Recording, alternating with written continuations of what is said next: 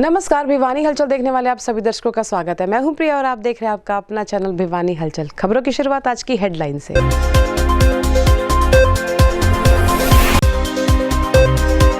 जिले में वीरवार को 61 कोरोना पॉजिटिव हुए ठीक, वहीं दोपहर तक कोरोना पॉजिटिव का कोई केस नहीं आया सामने। कोरोना के एक्टिव केस 255।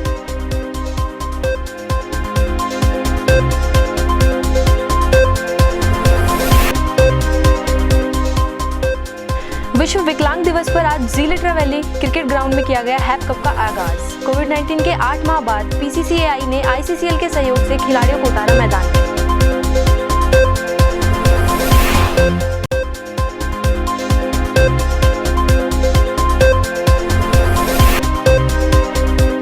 बिजली निगम के ऑनलाइन सॉफ्टवेयर सिस्टम को अपडेट करने के चलते निगम की सभी ऑनलाइन सुविधाएं एक हफ्ते तक रहेंगी बंद।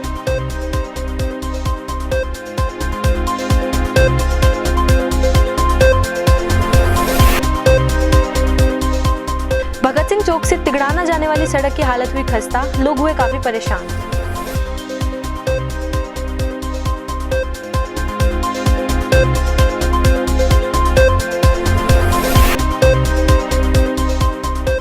सर्व कर्मचारी संघ हरियाणा ने किसान आंदोलन के समर्थन में चलाया डोर टू डोर अभियान। कर्मचारियों ने लगाए सरकार विरोधी नारे।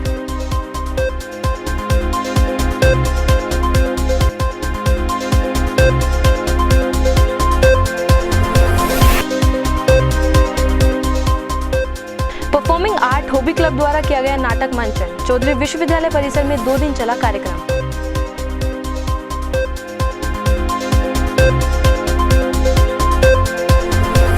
और अब खबरें विस्तार से। जिले में गुरुवार दोपहर तक कोरोना पॉजिटिव का कोई केस सामने नहीं आया, जबकि 61 कोरोना पॉजिटिव ठीक भी हुए। गुरुवार दोपहर तक प्राप्त आंकड़ों के अनुसार अब जिले में कोरोना के कुल 255 एक्टिव केस हैं, जबकि 5358 ठीक भी हो चुके हैं। भिवानी जिले में वीरवार दोपहर तक कोरोना पॉजिटिव का कोई केस सामने नहीं आया है। वहीं जिले में वीरवार को 61 कोरोना पॉजिटिव ठीक हुए हैं। आपको बता दें कि अब तक जिले में कुल 5732 कोरोना पॉजिटिव हो चुके हैं, जिसमें से 5358 ठीक हुए हैं तथा अब जिले में कोरोना के 255 एक्टिव केस हैं। यह कहना था सिविल सर्जन डॉक्टर सपना गहलावत का। वहीं उन्होंने जिलेवासियों से अपने स्वास्थ्य का पूरा ध्यान रखने की अपील करते हुए कहा कि अगर किसी भी व्यक्ति को जुकाम, बुखार या गले में तकलीफ है तो वे तुरंत डॉक्टर से संपर्क करके अपनी जांच अवश्य करवाएं। मुंह पर मास्क का प्रयोग करें, वे बार-बार अपने हाथों को अवश्य धोएं। गुरुवार को ज़ीलेट्रा वैली स्कूल के क्रिकेट ग्राउंड में हैप कैप का आगाज किया गया। विश्व विकलांग दिवस के अवसर पर आईसीसीएल और पीसीसीएआई के सहयोग से इस क्रिकेट कप का आयोजन किया गया, जिसमें नॉर्थ इंडिया के खिलाड़ी भाग ले रहे हैं। मैच की शुरुआत सांसद धर्मवीर सिंह द्वारा की गई। गौरतलब है कि आज विकलांग दिवस के उपलक्ष्य में भिवानी मेहंदगढ़ लोकसभा सांसद चौधरी धर्मवीर सिंह द्वारा ज़ीलेट्रा वैली में हैप कप का आगाज किया गया। आपको बता दें कि इस कार्यक्रम में आज पहला मैच सुबह 10 बजे शुरू हुआ। इस अवसर पर विशेष रूप से बाहर से आए अतिथियों ने वर्ल्ड डिसेबिलिटी डे पर खिलाड़ियों का मनोबल बढ़ाया।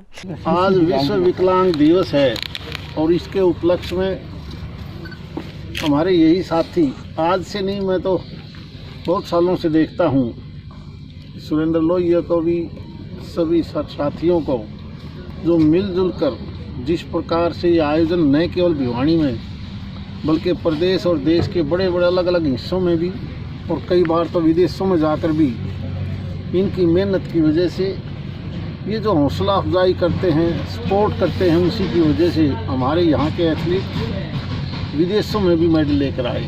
इसलिए सारी टीम को भी बहुत बहुत बधाई।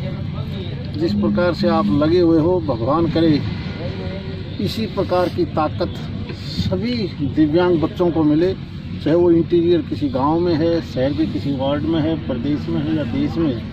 ये एक बहुत अच्छी सोच है। इसलिए दोबारा से विश्व विकलांग दिवस पर सभी साथियों को बहुत बहुत बधाई। वहीं पीसीसीएआई के राष्ट्रीय अध्यक्ष सुरेंद्र लोहिया व महासचिव रवि चौहान ने कहा कि पीसीसीएआई दिव्यांग खिलाड़ियों को केवल देश में ही नहीं बल्कि दूसरे देशों में भी उनकी प्रतिभा को आगे ले जाने में आगे रही है तथा कोविड-19 के दौरान भी उनको पूर्ण रूप से सहयोग दिया गया है। साथ ही उन्होंने बताया कि टीमों को 3 समूह में विभाजित किया गया है, जिसमें से एक टीम का नाम हार्ले मेडिकल के नाम पर रखा गया है, जिन्होंने लॉकडाउन में अलग अलग क्रिकेटरों की मदद के लिए कई पहल की हैं। मेरा नाम मनीष कुमार है, मैं भिवानी से हूँ, अलवास गेट से। और मैं अभी तक हरियाणा से खेल चुका हूँ और पाकिस्तान में भी गया हुआ था। जब पाकिस्तान भिवानी फरीदाबाद में खेलने आए थे, हम 5-0 से जीते थे वहाँ पर। तो इससे हमारा मोटिवेशन बहुत बढ़ा हुआ है और हम सरकार को ये बताना चाहते हैं कि सरकार हमारी पूरी तरह से मदद करे, ताकि जैसे ये आयोजन होते हैं प्लेयरों के जो सभी को आर्थिक प्रॉब्लम होती है। तो मैं रवि सर से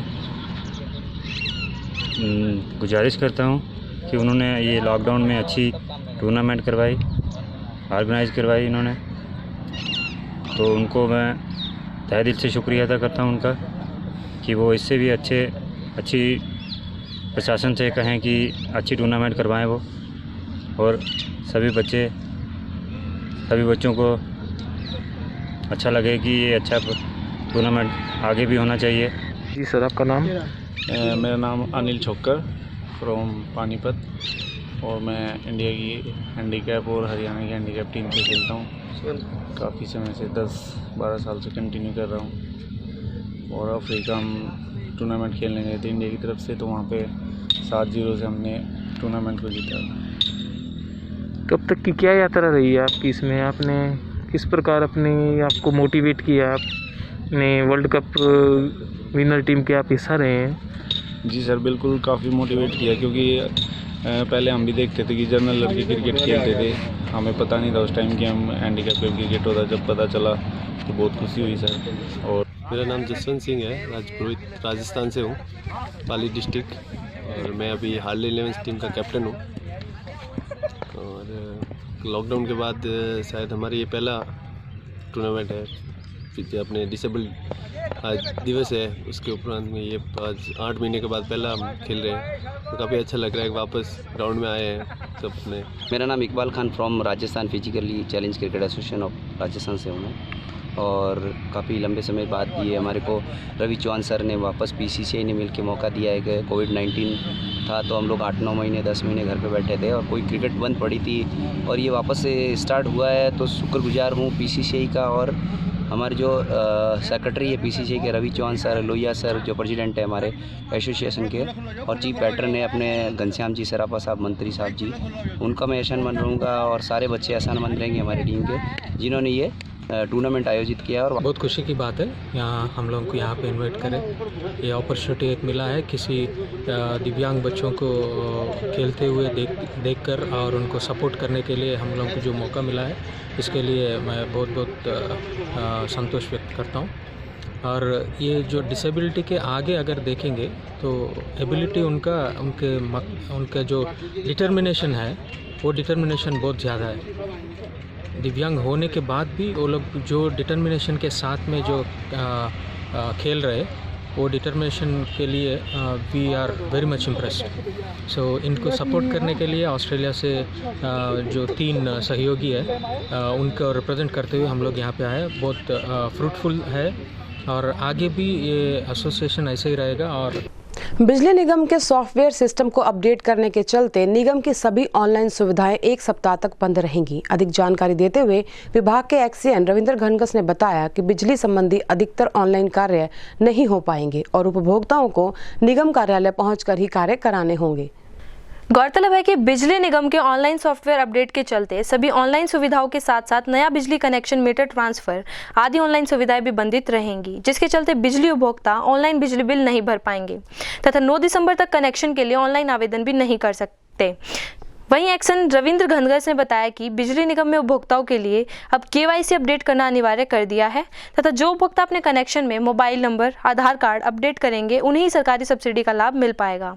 वहीं उन्होंने सभी उपभोक्ताओं से जल्द से जल्द अपने मोबाइल नंबर व आधार कार्ड अपने कनेक्शन खाते में अपडेट करने की अपील की।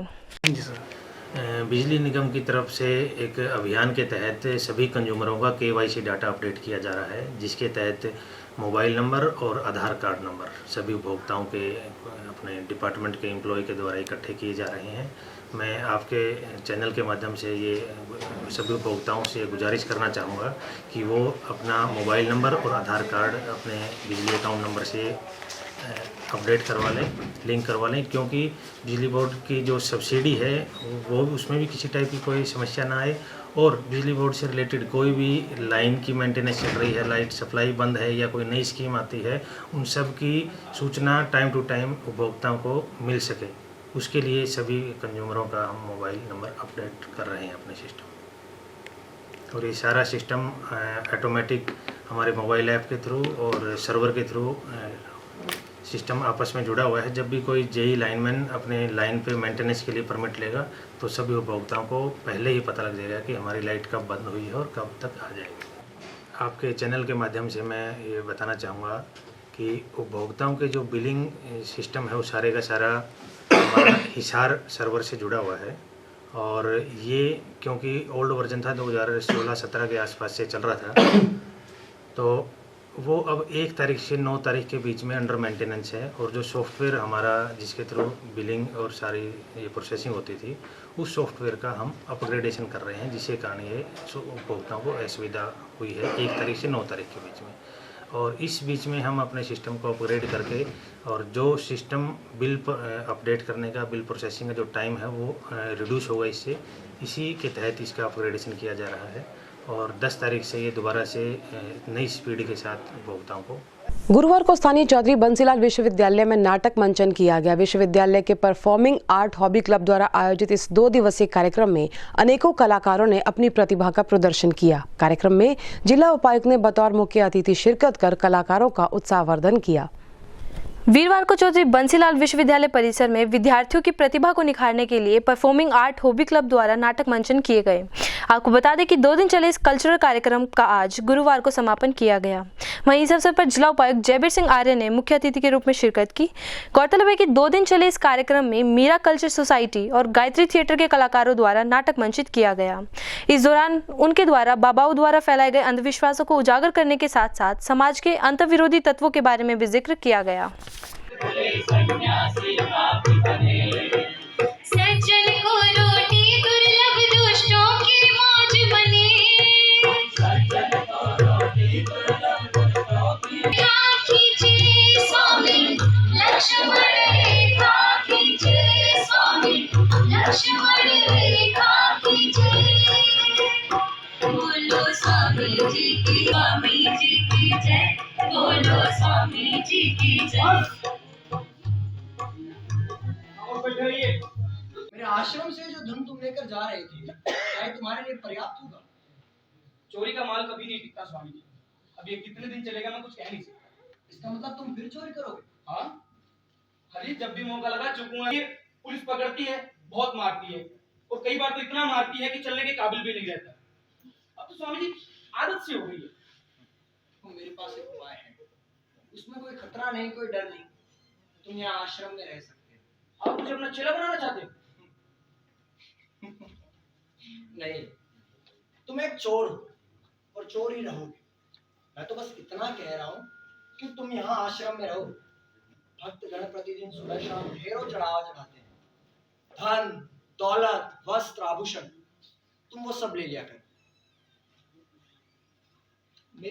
चौधरी बंसीलाल विश्वविद्यालय ने पिछले 1.5 वर्ष से बच्चों में जो उनका अंतर्निहित क्षमताएं हैं उनको निखारने के लिए हमने 11 हॉबी क्लब्स बनाए हैं। उसमें से एक हॉबी क्लब है परफॉर्मिंग आर्ट्स का। इसके अंतर्गत विद्यार्थी और एक टीचर के देख रेख में विद्यार्थी अपने आप गतिविधियों में भाग लेते हैं ताकि उनकी एक समन्वित विकास हो सके, होलिस्टिक डेवलपमेंट हो सके, और जो उनमें एक काम करने का जज्बा है, पैशन है, उसको उनको निखारने का अवसर प्राप्त कर सकें। इसलिए हम इसको 11 हॉबी क्लब्स के माध्यम से बच्चों को हमने प्लेटफॉर्म दिया हुआ है ताकि उनकी प्रतिभा का निखार हो। इसी दिशा में जो नाटक मंचन का आज यहाँ पर आयोजन किया गया, जो हमारा युवा कल्याण विभाग एवं मीरा सोसाइटी है, इन्होंने संयुक्त रूप से इसका आयोजन किया गया। और नाटक जो इसमें किया गया वो है राम संजीवन की प्रेम कथा। इन नाटकों और ऐसी गतिविधियों के माध्यम से बच्चों को विभिन्न समाज में और जो समसामयिक दशा है उसके बारे में ज्ञान प्राप्त होता है। स्वामी जी, आप ठहरे साधु महात्मा सन्यासी। ये धन दौलत आपके किस काम की? पर मेरे बड़े काम की चीज है। आपका एक भक्त इसे लिए जा रहा है, तो बस शोर करने की, हल्ला गुल्ला करने की कोशिश ना करिएगा, और आप जैसे पुण्यात्मा की हत्या करने में मेरी चर्चा में बस स्वामी ठहरो वत्स, मुझे तो लगा था कि तुम कोई बहुत बड़े चोर या डाकू हो, मगर तुम तो एक मामूली से उचक के निकले। क्या भगते हो? यहाँ धन दौलत का भंडार फैला हुआ है, तुम इस मामूली सी दौलत से संतुष्ट होकर जा रहे हो। अरे तू मुझे अपनी बातों में लगा कर रोकना चाहता है ताकि क्या कोई और चेहरा चपाटी आ जाए और तुम मुझे यहाँ से जाने ना। मुझे मूर्ख लगते हो। तुम अपनी मौत को बुलावा देना स्वामी। गुस्से में आदमी अंधा हो जाता है। तेरे उपदेशों का मुझ पर कोई असर नहीं होने वाला, समझा? मेरे उपदेश इतने छाया नाचती हुई दिखाई दे रही है। आज का युग एक साइंटिफिक युग है और उसमें साइंस का बड़ा रोल है, और जितनी भी सामाजिक कुरीतियाँ हैं या सामाजिक बुराइयां हैं, उन सब से ऊपर उठकर जो नई पीढ़ी है उसको आगे आना है, और सामाजिक बुराइयों और सामाजिक कुप्रथाओं के अगेंस्ट ही आज ये जो नाटक है तो इसी पर आधारित है, और इससे सभी बच्चे, आने वाली पीढ़ी एक जागरूक होंगी और समाज में एक अच्छा संदेश और एक नई पीढ़ी, एक नए समाज का निर्माण करेंगी। आई नो, मैं तुम्हारी जिंदगी हूं। Today I can write saddest line.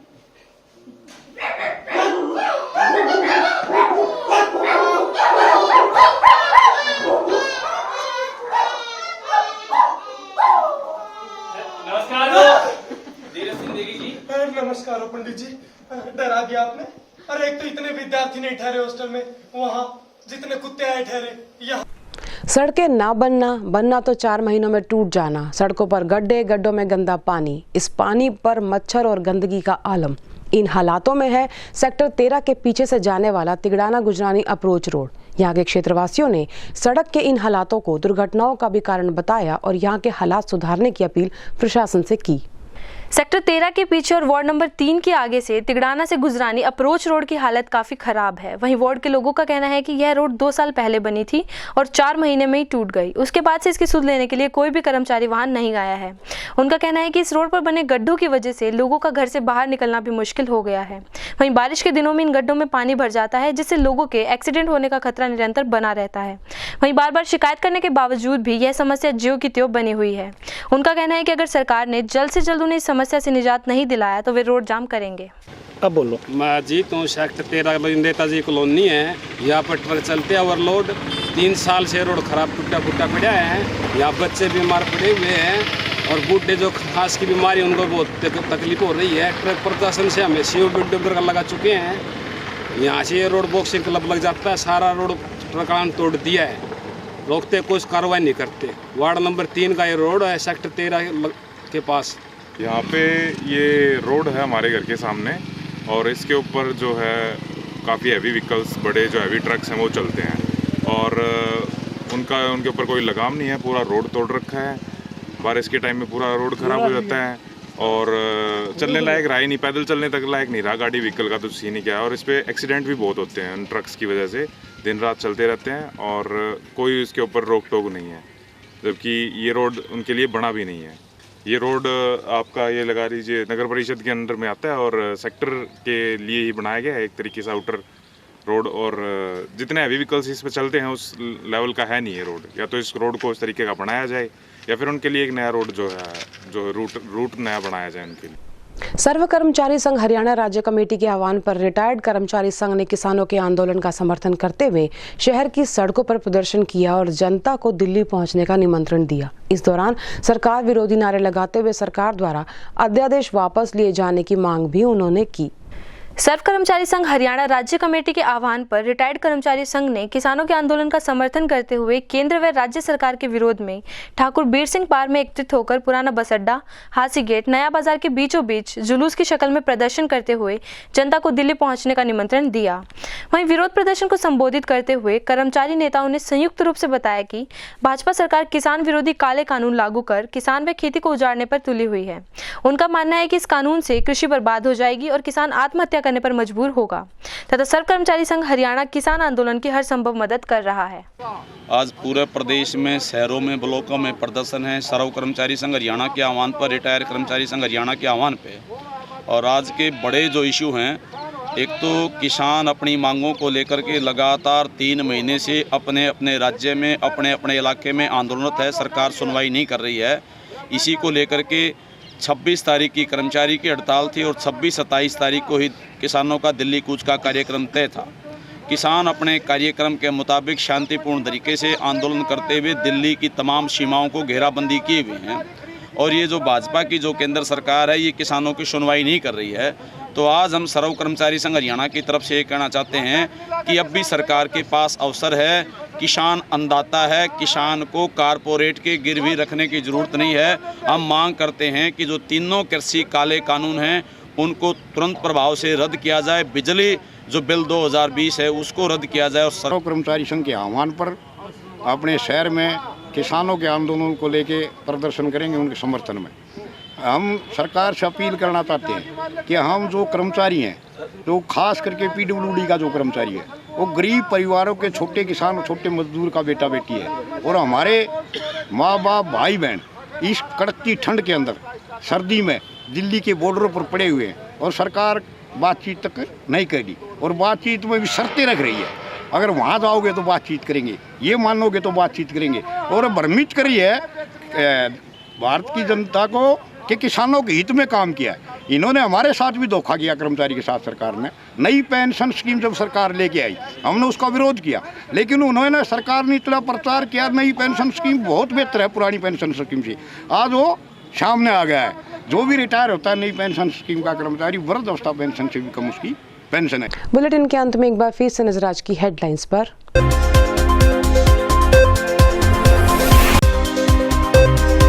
जिले में वीरवार को 61 कोरोना पॉजिटिव हुए ठीक। वहीं दोपहर तक कोरोना पॉजिटिव का कोई केस नहीं आया सामने। कोरोना के एक्टिव केस 255।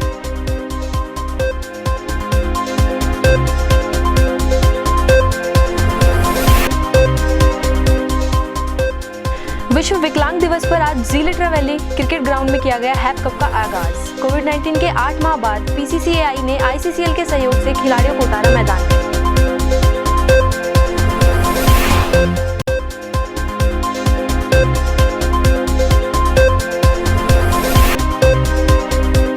बिजली निगम के ऑनलाइन सॉफ्टवेयर सिस्टम को अपडेट करने के चलते निगम की सभी ऑनलाइन सुविधाएं 1 हफ्ते तक रहेंगी बंद।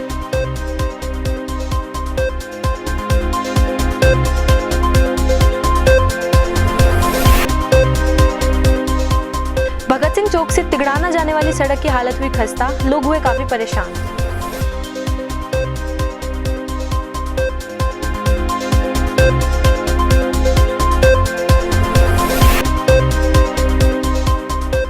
सर्व कर्मचारी संघ हरियाणा ने किसान आंदोलन के समर्थन में चलाया डोर टू डोर अभियान। कर्मचारियों ने लगाए सरकार विरोधी नारे।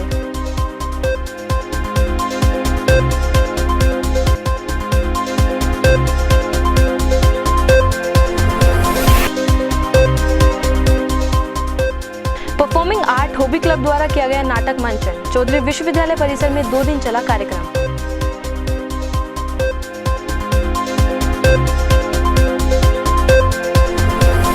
और इसी के साथ ही हमारी पूरी टीम को इजाजत। बने रहिए भिवानी हलचल के साथ।